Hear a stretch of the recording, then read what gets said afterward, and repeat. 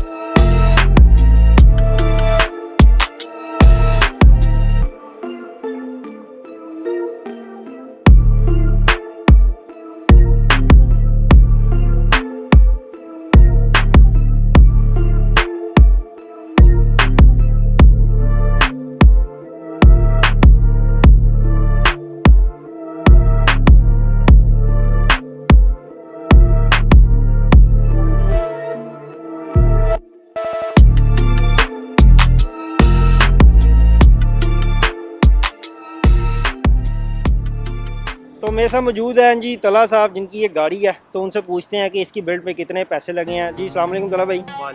तला भाई, मुझे ये बताइएगा ये कौन सी मॉडल है यार इस गाड़ी का, और आपने कब बाय किया है, और गाड़ी के अंदर मुझे बताइएगा क्या क्या कॉस्मेटिक चेंजिंग वगैरह की हैं आपने। ये होंडा सिविक FD1 है, 2009 मॉडल। ये 2006 से 2012 तक ये मॉडल आया है और पाकिस्तान में इसको जाना जाता है होंडा सिविक रिबॉन के नाम से।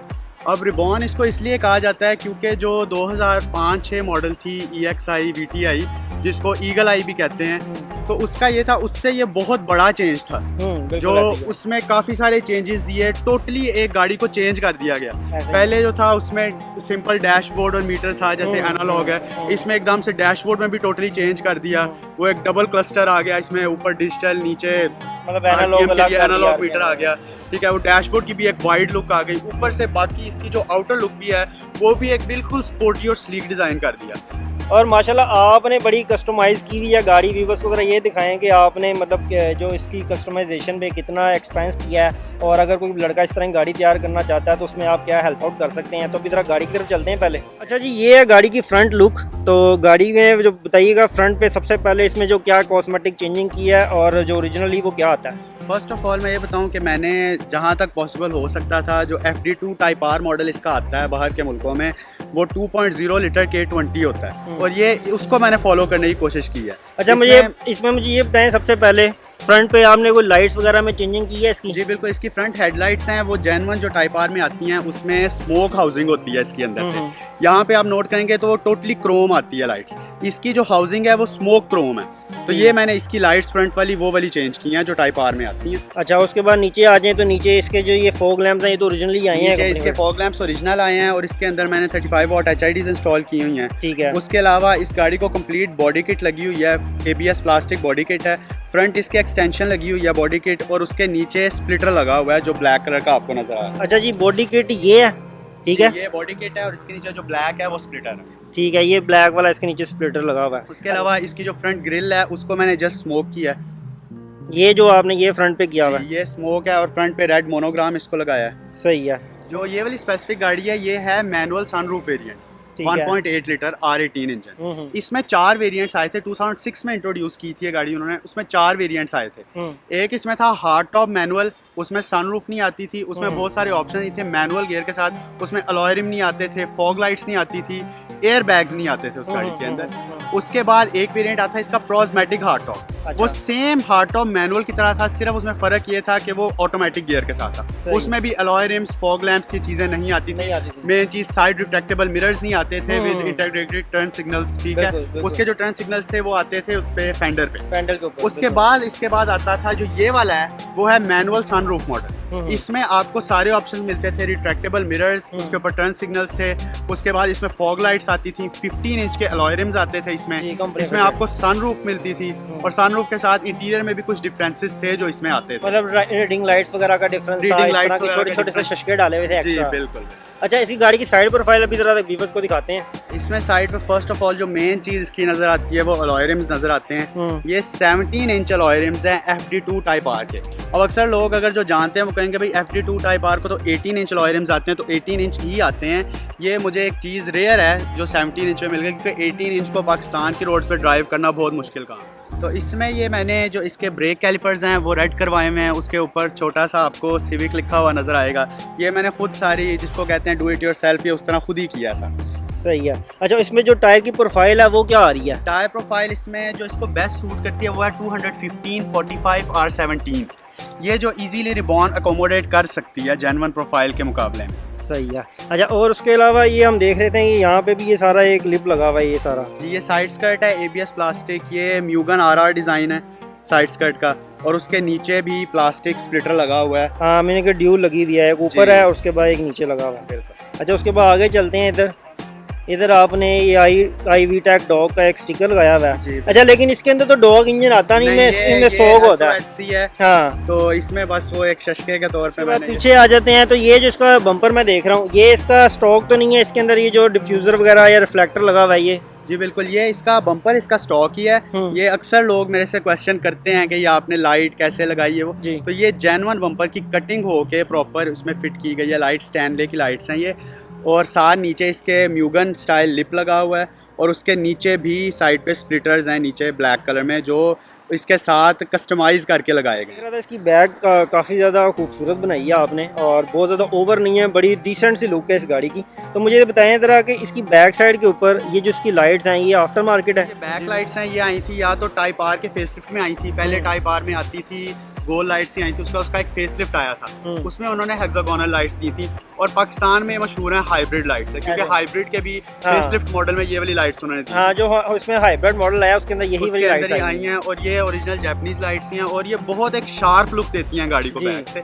एक लाइट्स चेंज करके, अक्सर इसमें और भी बड़ी आफ्टर मार्केट आई हैं, लावा लाइट्स हैं, वो बार वाली LEDs, लेकिन ये एक डिसेंट और जेन्युइन लुक भी देती है और एक शार्पनेस भी आ जाती है गाड़ी में। और ये क्रिस्टल लाइट्स है ना? क्रिस्टल है बिल्कुल। अच्छा, उसके बाद ये मैं देख रहा था इसमें स्पॉइलर आपने लगाया हुआ है, और इसके ऊपर कार्बन फाइबर का पीछे इसके जो ट्रंक है उसके ऊपर बड़ा काम हुआ हुआ है। तो इसके बारे में थोड़ा सा बताएं जरा, ये कार्बन फाइबर टेप लगी हुई है कि आपने इसका ट्रंक चेंज किया है? जी वो मैं बता रहा हूँ, इसमें जो कार्बन फाइबर ओरिजिनल जो है वो पाकिस्तान में काफ़ी एक्सपेंसिव पड़ता है। वो डिपेंड्स ऑन कि आपको कभी मिल जाए तो कम चीप भी मिल जाता है, लेकिन वैसे अगर जिसको पता हो कि कार्बन फाइबर क्या चीज़ है, लोगों को नहीं पता, यहाँ पे लाइट वेट मटीरियल है। ये मैंने जस्ट इसके ऊपर 5D स्टिकरिंग करवाई हुई है कार्बन फाइबर की, एक बड़े क्लीन तरीके से करवाई है कि वो लगे ना कि पेपर लगा हुआ है। और इसके ऊपर मैं देख रहा हूँ कि ये जो ऊपर वो जो है इसका स्पॉइलर है, ये म्यूगन RR स्पॉइलर है, इसमें ABS प्लास्टिक है। ये इसमें कितने किस्म के आते हैं लोगों को नहीं अंदाजा होता, कुछ फाइबर में भी आते हैं, फिर एक चाइना प्लास्टिक आता है, फिर ABS प्लास्टिक ताइवान आता है। तो ये जो सबसे बेस्ट क्वालिटी अवेलेबल था ये वो ऊपर भी लगा हुआ है। ये इसके बारे में बताएं, ये क्या है ये जो लिप लगा? ये रूफ स्पॉइलर कहते हैं इसको। ये भी एक एड ऑन लुक के लिए, गाड़ी की डिसेंट लुक के लिए शीशे की ये रूफ स्पॉइलर है। ये बताएं कि ये नीचे वो जो फ्रंट से सारी चल रही है, एक्सटेंशन इसकी चल रही है, ये पीछे भी आके मिलती है, और ये डिफ्यूजर से दरमियान में रिफ्लेक्टर लगा हुआ है, और ड्यूल जो इसकी जो टिप है ये तो आती है। बिल्कुल ड्यूअल टिप आती है, लेकिन आप नोट करें कि ये ड्यूअल टिप थोड़ी बड़ी है। ये आफ्टर मार्केट एग्जॉस्ट है, और ये वो वाला एग्जॉस्ट नहीं है जो यहाँ पे अक्सर लोग लगाते हैं नॉर्मल, बस उसकी आवाज़ बहुत ज़्यादा होती है, रोला बहुत होता है जिसको कहा जाए। ये आप देखें गाड़ी स्टार्ट इस वक्त खड़ी है, कोई आपको इतनी आवाज़ नहीं आ रही। ये जस्ट एक फ्री फ्लो एग्जॉस्ट है, और ज़रा थोड़ा सा बड़ा है कि प्रोमिनेंट हो गया। इंजन बे है ओवरऑल, और इंजन बे में ज़रा बताइएगा क्या क्या काम करवाए हैं आप? इंजन बे इसका टोटली स्टॉक है, कोई एक्स्ट्रा मॉडिफिकेशन नहीं है, बोन स्टॉक गाड़ी है। ठीक है, इसमें जस्ट ये है कि एक उसकी लुक के लिए जो इसके जितने पाइप्स हैं उनके ऊपर मैंने रेड पाइपिंग चढ़ाई हुई है प्लास्टिक की, ये सारी। जी बिल्कुल। अच्छा, और उसके अलावा मैं देख रहा था इंसुलेशन वैसे आई नहीं है इस मॉडल में। ये इवन उन्होंने एंड तक सिविक एक्स में भी फेसलिफ्ट में जाके इंसुलेशन आई हैं, ठीक है। तो ये मैंने खुद लगवाई है। ऊपर से एक मेन चीज़ मैं बता दूं एक व्यूअर्स के लिए, जिन्होंने रिबॉन रखी हुई है, रिबर्थ रखी है, एक्स रखी हुई है, अक्सर सिविक्स में एक मसला आता है जिसके लिए एक समझे वार्निंग ही होती है। क्या मैंने ये वाला जो पाइप है इसका, ये चीज़ ये देखें, इसके आगे से एक पाइप नीचे तक जा रहा होता है जो गाड़ी के फ्रंट बम्पर तक जाता है। अच्छा। तो इसमें एक इशू ये आता है कि ये गाड़ी जो बहुत बड़ा इशू है, पानी सक कर लेती है बारिश के मौसम में, और अच्छा। इसके वजह से इसके बहुत सी रिबॉन्स है जिनके इंजन उड़ते हैं। अच्छा। और जस्ट रिबॉन ही, रिबर्थ, एक्स, क्योंकि गाड़ियाँ उन्होंने बनाई हैं बाहर के स्टैंडर्ड्स के हिसाब से। हाँ। तो यहाँ पे तो इतना इतना पानी खड़ा होता है, और इसके ये होता है इस जगह पे, जो इसका एंड होता है पाइप का वो इस जगह पे होता है। अच्छा। यहाँ पे एक उन्होंने ढोलकी सी बनाई होती है, वो एक किस्म का उन्होंने बनाया कोल्ड एयर इनटेक, क्योंकि नीचे ठंडी हवा होती है तो ठंडी हवा सक है, लेकिन पाकिस्तान में उसकी जगह पानी सक कर लेती है। अच्छा अच्छा अच्छा। उसकी वजह से इसका इंजन, इसके रॉड्स टेढ़े हो जाते हैं और आपका इंजन टोटली डेड हो जाता है। अक्सर लोगों के साथ ये इशू है।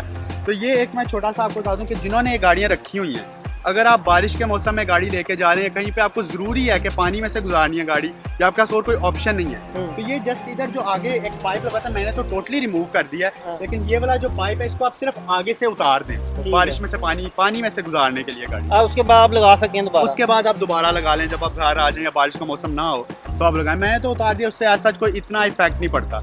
यहाँ पे उसको साउंड बोतल भी लोग कहते हैं, और इस तरह डिफरेंट नाम दिए हैं, फिर उससे कोई मुझे इतना इफेक्ट नहीं फील। ट्रंक देखते हैं कि ट्रंक में इन्होंने क्या क्या किया है। स्पॉइलर लगाने से थोड़ा सा वेट ज़्यादा हो गया। अच्छा, मुझे बताएं तला भाई, ये पीछे भी आपने इंसुलेशन वही लगाई हुई है? हाँ जी बिल्कुल। इस ऊपर जैसे साउंड सिस्टम लगा हुआ है गाड़ी के अंदर, एक डिसेंट सा साउंड सिस्टम है, कोई बहुत ज्यादा नहीं कि पूरी डिग्गी की स्पेस कॉम्प्रोमाइज हुई है।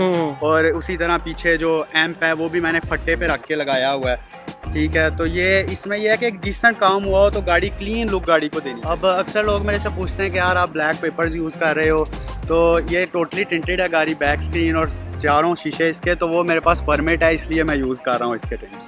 अच्छा, अब इसके ना भी बस इंटीरियर की तरफ मूव करते हैं। अच्छा जी, गाड़ी के इंटीरियर के अंदर आ गए हैं, तो इंटीरियर के अंदर बताइएगा कि इंटीरियर में कोई चेंजिंग वगैरह की है आपने? इसमें इंटीरियर में भी जस्ट छोटी छोटी कॉस्मेटिक चेंजेस हैं। उसमें ये है कि ये रेड मोनोग्राम आ गया है। ठीक है, अक्सर होता है जो गाड़ियाँ बहुत चली होती हैं, फॉर एग्जांपल 1 लाख प्लस चली हुई हैं, तो उनका मोनोग्राम फेड हो जाता है, तो उसके ऊपर ये एक छोटी सी चीज़ आती है जो इसको लुक भी अच्छी देती है, इसके साथ मैच भी करता है और एक गाड़ी की लुक भी अच्छी आ जाती है। उसके अलावा इसमें यह है कि स्टीयरिंग कंट्रोल्स लगे हुए हैं जो इसमें जेन्युइन नहीं आए थे, जेन्युइन 2011-2012 में आए थे। ठीक है, ये मैंने खुद इंस्टॉल किए हैं। इसमें यह है कि आप उसको वॉल्यूम अप डाउन कर सकते हैं, गाना चेंज कर सकते हैं और मोड सेलेक्ट कर सकते हैं एलसीडी के। और ये ओरिजिनल इसके साथ चल जाता है जो ओरिजिनल पैनल है? ये भी पैनल ओरिजिनल नहीं है, क्योंकि इस मॉडल में 2009 है, तो इसके अंदर वो एक 6 CD चेंजर आया था। शुरू में तो वो बहुत कामयाब था जब आया था, लेकिन अब वो 6 CD चेंजर को कोई नहीं पूछता। अक्सर लोग मेरे से पूछ रहे होते हैं कि 6 CD चेंजर सेल करना है, वो तो अब नहीं, अब क्योंकि एक इसका एंड्रॉयड पैनल आ रहा है जो वो बड़ा आता है, वो मुझे पर्सनली नहीं पसंद। ये एक जेन्युइन लुक आ जाती है इसकी, डिसेंट सा लगता है, तो ये भी आफ्टर मार्केट है बट लाइक अ जेन्युइन इसकी लुक है।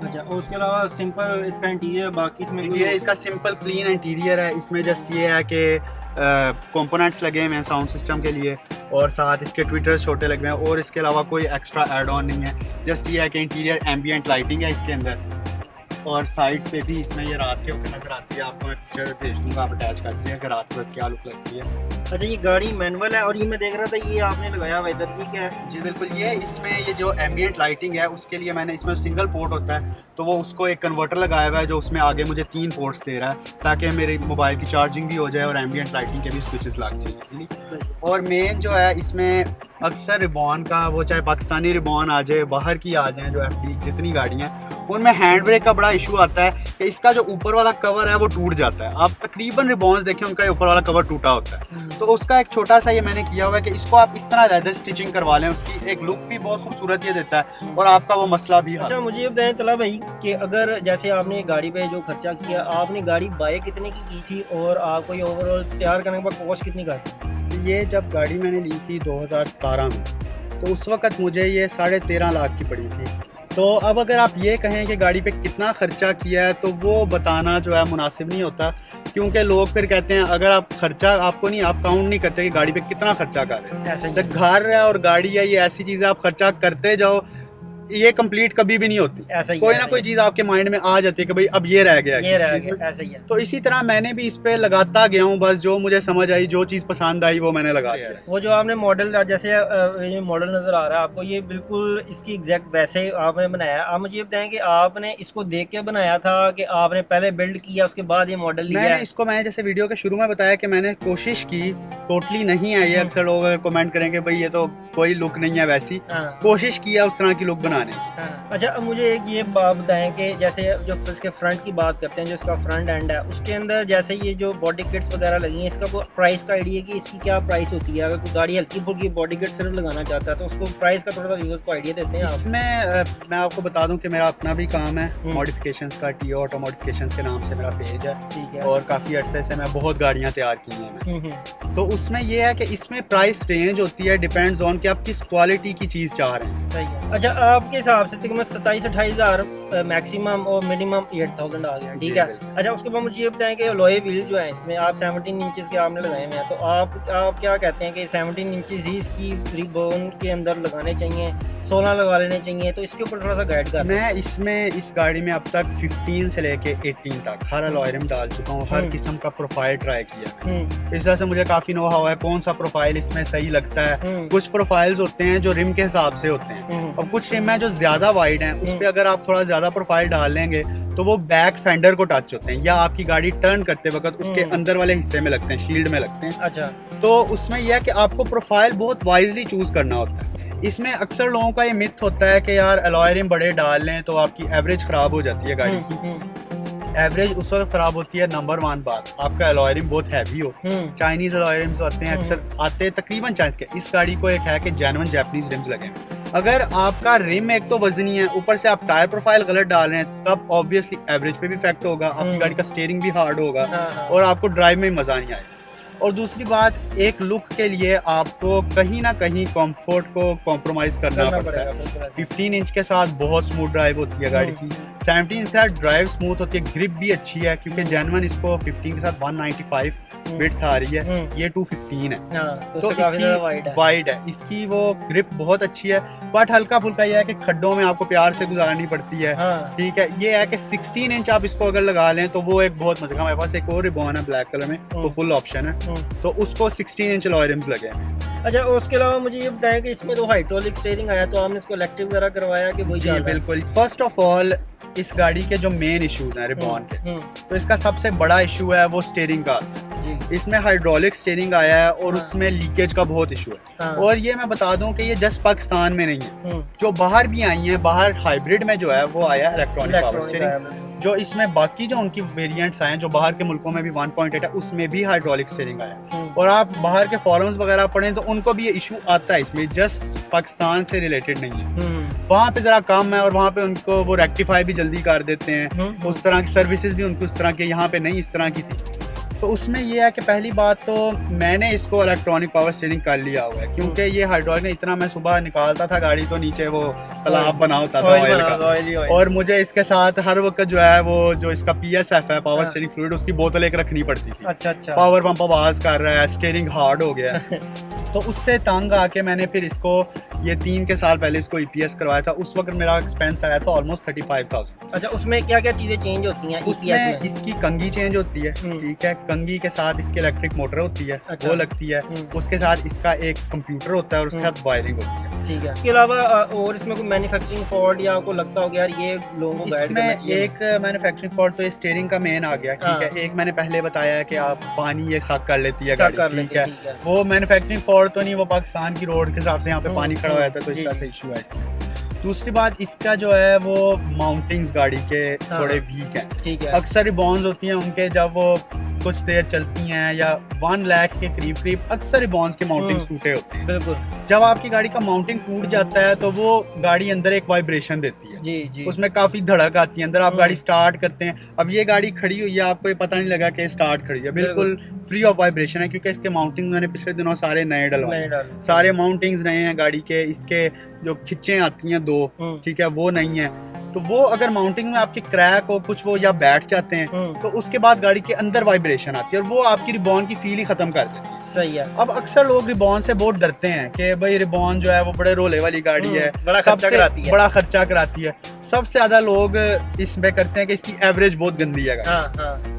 अब मैं आपसे एवरेज अपनी गाड़ी की बता दूं तो मुझे ये इन सिटी लाहौर में ये 10 to 11 एवरेज देती है। सही है। अब कोई बंदा 10 to 11 कहता है ना तो अक्सर नीचे लोग कमेंट्स में कह रहे होते हैं यार ये क्या है, मेरी हाँ, हाँ। 7 देती है, 8 देती है, इससे ऊपर नहीं देती। हाँ। काफी लंबी लिस्ट है, वो मैं बता देता हूँ। First of all catalytic converter, बिल्कुल। जो इसका कैटालिटिक है वो चोक हो जाता है। हाँ जी। आपको कोशिश करनी चाहिए कि आप 40,000 के बाद इसका कैटालिटिक जरूर चेक करवाएं। बिल्कुल। और वो कैटालिटिक कोशिश करनी चाहिए कि किसी आम मैकेनिक से आप अगर साफ भी करवाएं तो वो तेजाब से साफ ना ना करवाएं। कराएं। उसकी जाली अंदर से टूट जाती है, फिर आपके लिए बॉन्ड ट्रैक्टर बन जाती है। बिल्कुल है, उसकी आवाज ही खराब हो जाती उसकी है। और कैटालिटिक एक एक्सपेंसिव पार्ट है, तो जिनकी गाड़ियों को कैटालिटिक ठीक है वो अपना कैटालिटिक चेक करवाएं। इसका से फ्यूल एवरेज खराब होती है। अक्सर रिबॉन्स की कॉइल्स में मसला होता है, इसकी कॉइल्स इशू करती है। वो अगर शॉर्ट हो जाए तो गाड़ी जो है एक तो मिसिंग करती है, ठीक है, ऊपर से फ्यूल एवरेज खराब होती है। कोई आपकी कॉइल शॉर्ट हो, आपकी गाड़ी फ्यूल एवरेज खराब होती है। और कोशिश ये करनी चाहिए कि जेन्युइन कॉइल्स यूज करें। अच्छा। चाइनीज कॉइल्स जो हैं वो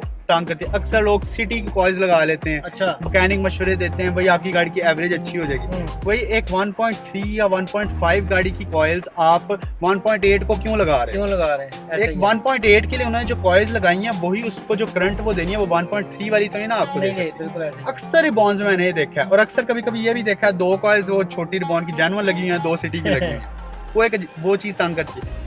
फिर उसका प्लग्स, अच्छा। ये मेन चीज़ है। अक्सर लोग वो नॉर्मल जो प्लग्स मिलते हैं वो लगा लेते हैं, मोटी टिप वाले। हाँ। वो भी एवरेज खराब कर देते अच्छा, हैं। इसमें जेन्युइन कौन से हैं? जेन्युइन इसमें आते हैं लेजर इरिडियम। अच्छा। अब लेजर इरिडियम में भी क्वालिटीज हैं। अच्छा। उसमें 2 प्लग्स आते हैं जो 2 किस्म के आ रहे हैं। एक हैं जो चाइनीज मेड हैं, अच्छा। एक हैं जो इम्पोर्टेड हैं, जो मतलब जापानीज या थाईलैंड वगैरह। तो दोनों की शक्ल बिल्कुल सेम है, उसको जज करना बहुत मुश्किल होता है। मैंने कॉस्ट इसमें का आइडिया है आपको? जो चाइनीज वाले हैं वो आपको एनीवेयर बिटवीन 3600 to 5000 के दरमियान लोग दे देते हैं। तो 4 का सेट? 4 का सेट सही जो है। लेजर एडियम चाइनीज। ठीक है। जो इसके जेन्युइन लेजर एडियम है हाँ। जो नॉर्मल डब्बी में, लेजर एडियम की डब्बी में, हाँ। वो आपको ऑलमोस्ट कॉस्ट करते हैं फ्रॉम 8600 to 10,000 के दरमियान, depends on shop to shop. ठीक है। और उसके अलावा उसके बाद जो आते हैं ना वो फिर जेन्युइन ही आते हैं होंडा की रेड डब्बियों में। सही। वो चीज़ ऑलमोस्ट सेम होती है, लेकिन वो जारी बात है होंडा की जेन्युइन उस पर डब्बियाँ आ गई तो डब्बियाँ वो आ गई। फिर आपके प्लग्स ऑलमोस्ट कॉस्ट करते हैं 20 to 22,000 के 4 प्लग्स। अच्छा, यानी कि आपकी रिकमेंडेशन है कि प्लग इसमें अच्छे क्वालिटी प्लग्स अच्छे डालें तो इसकी एवरेज। उसके बाद इसका इंजन ऑयल। अच्छा, हाँ, ये सबसे इंजन मेन क्वेश्चन है। ऑयल लोगों को अवेयरनेस नहीं है इंजन लोगों ऑयल को के बारे में। अवेयरनेस नहीं है। गाड़ियाँ यहाँ पे एक बहुत नॉर्मल प्रैक्टिस है ये कि गाड़ी 1 लाख से ऊपर जैसी हाँ, जाती हाँ। है वो कहते हैं उस्ताद जो होते हैं वो कहते हैं लो इसमें जी 50 डाल दो हाँ इसमें। जी, मोटा तेल पाओ। मोटा तेल पाओ होना। हाँ, गाड़ी के इंजन के मुताबिक आपने तेल सेलेक्ट करना है। बिल्कुल। अब मेरी गाड़ी इस वक्त ऑलमोस्ट 1,88,000 किलोमीटर चली हुई है, 200 के करीब होने वाली है। अभी तक मैं इसमें 1040 यूज कर रहा बढ़िया। हूँ। अगर आपकी गाड़ी ऑयल कम कर रही है, स्मोक दे रही है, तब आप 2050 के साथ जा सकते हैं। लेकिन ये नहीं कि 1 लाख चली है, वेल मेंटेन्ड है, हाँ। तो आप किसी के कहने पे भाई ज्यादा चल गई है। ये गाड़ियां अगर वेल मेंटेन्ड हो ना, ये 4 लाख 5 लाख की गाड़ियां कहीं नहीं जाती, कहीं नहीं इनके जाती, इंजन कहीं नहीं जाते। बिल्कुल ऐसा ही है। मेन चीज है कि गाड़ी वेल मेंटेन हो। अच्छा, मैंने देखा है लोग ना ओनर्स मैनुअल को बिल्कुल पढ़ते ही नहीं है, वो खुद ही बने होते हैं। जिसने गाड़ी बनाई है, जिस कंपनी ने गाड़ी बनाई है, उसने बुक दी है साथ। आप उसके अंदर पढ़ें, उसके अंदर लिखा होता है कि इसके इंजन के लिए रिकमेंडेड ऑयल कौन सा है और इसमें क्या डालना है। उसमें कभी मेंशन नहीं होता कि 1 लाख के बाद फलाना ऑयल डालना है, 2 लाख के बाद फलाना ऑयल डालना ऐसे ही है। है, बिल्कुल अगर- पूरा एक ग्रिड बनी होती है हाँ, उसमें कि भाई बिल्कुल। यहाँ पे आपने ये करना है, यहाँ पे आपने इस क्लाइमेट के हिसाब से उन्होंने दिया हुआ है कि बिल्कुल। इस क्लाइमेट में आपने ये ऑयल यूज करना है। बिल्कुल ऐसा ही है। जैसे 020 आजकल चल रहा है, जिन गाड़ियों के लिए डिजाइन है भाई वो उसके अंदर वही डालना, वो इंजन डिजाइन उस पर्पस के लिए है। बिल्कुल। हम कहते हैं खुद से ही सोच लेते हैं कि यार वो 0 तो बड़ा ब्रीक है, मोटा है, हाँ ये है जी। यार, ये बिल्कुल गलत माइंडसेट है, इसको आप चेंज करें। उसके अलावा मैं ऑयल्स की बात करूँ तो छोटी सी एक और बात कि इसमें ऑयल सिर्फ इंजन ऑयल नहीं आता, आपका गियर ऑयल आ रहा है हाँ, हाँ। इसमें। ठीक है, मैनुअल गाड़ी में आपका क्लच ऑयल आ रहा है और ब्रेक ऑयल आ रहा है। ब्रेक ऑयल और क्लच ऑयल सेम होते हैं, वो .3 या .4 यूज होते हैं। ठीक है, वो उनको इतना चेक करने की या जरूरत नहीं पड़ती चेंज करने की। खैर 50,000 के बाद इंस्पेक्ट कर लें तो बेहतर है, और 1 लाख के बाद चेंज कर लें। उसके अलावा जो इसका गियर ऑयल है मैनुअल गाड़ी में, उसका भी इतना इशू नहीं है। 1 लाख भी गाड़ी कुछ नहीं करती, उसको भी इंस्पेक्ट कर लेना चाहिए 50-60,000 पे। बट जो प्रोस्मेटिक गाड़ी उस समय अक्सर लोगों के गियर्स उड़ जाते हैं इस तरह, वो गियर ऑयल चेंज नहीं करते। प्रोजमेटिक अच्छा। का गियर ऑयल बहुत सेंसिटिव है। अच्छा, 40,000 किलोमीटर के बाद मस्ट है कि आप उसका ऑयल चेंज कर दें। और उसमें उसकी- एटीएफ डलता है? उसमें ATF डलता है, जो ठीक है, प्रोजमेटिक ट्रांसमिशन ठीक है। है उसमें ATF डलता है। हम्म। तो वो ज़रूरी है कि आप उसका ऑयल चेंज करें, गियर ऑयल चेक करें उसको, क्योंकि वो अपनी विस्कोसिटी छोड़ जाता है। अच्छा तो अच्छा। उसकी वजह से वो फिर आपका गियर, अगर आप ज़्यादा उसको चला लें ऑयल को, तो वो आपका गियर ख़राब हो जाता है, और वो भी फिर एक बड़ा खर्चा है। 60 to 70,000 का गियर पड़ एयर जाता बॉक्स है। आपको पड़ जाता है। चलें तलब भाई, आपका बहुत बहुत शुक्रिया, आपने आज टाइम निकाला, अपनी दूर से आए हैं, हमारे व्यूवर्स को आपने इतनी ज़्यादा इन्फॉर्मेशन शेयर की है। तो आपको अगर हमारी वीडियो पसंद आती है तो काइंडली हमारे चैनल को सब्सक्राइब करें, लाइक करें और शेयर करें। मिलेंगे आपको नेक्स्ट वीडियो में, तब तक के लिए अल्लाह हाफ़िज़।